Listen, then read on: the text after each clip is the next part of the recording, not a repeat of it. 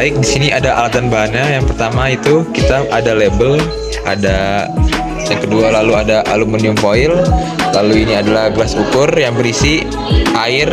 Nah, air ini akan kita isi kepada tabung rasi ini. Per tabung rasi ini akan kita beri air sebanyak 15 ml. Nah, untuk tabung rasi ini yang untuk tiga sebelah kiri akan kita letakkan pada suhu ruang, lalu yang kanan ini akan kita taruh di kulkas. Lalu air ini akan kita isikan ke per tabung rasi ini sebanyak 15 ml. Pertama adalah pengisian tabung reaksi yang berisi biji jagung sebanyak 15 ml.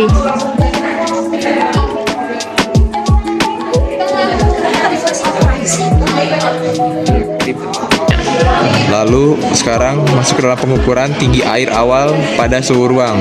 Didapatkan nilai sebesar 11,5 cm.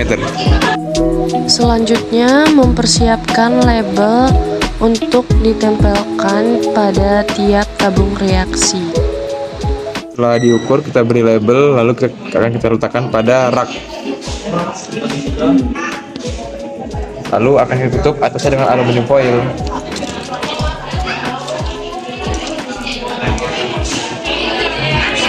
Selanjutnya kita tuang lagi 15 ml air ke dalam tabung berisi biji kacang hijau.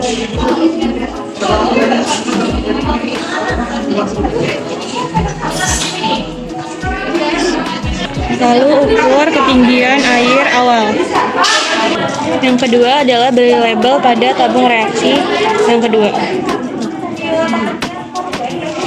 Selanjutnya penutupan sampel biji kacang hijau pada suhu ruang. Selanjutnya adalah pengisian air pada biji kedelai sebanyak 15 ml.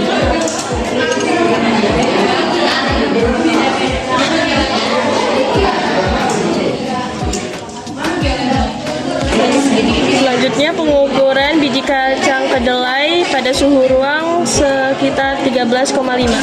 Selanjutnya, setelah diberi label pada tabung reaksi ketiga yang berisi kacang kedelai pada suhu ruang, lalu ditutup dengan aluminium foil.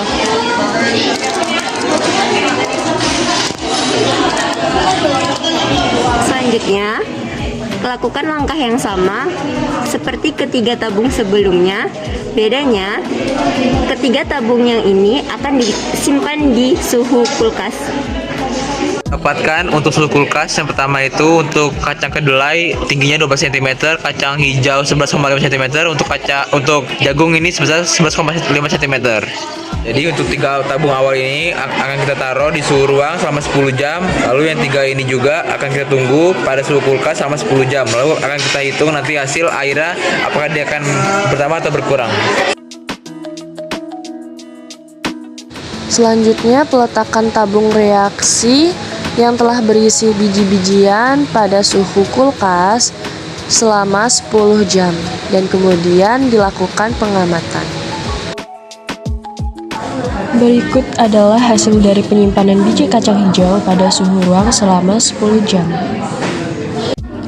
Setelah diukur, sisa air pada tabung biji kacang hijau tidak menunjukkan adanya perubahan, tetapi permukaan bijinya terlihat lebih besar.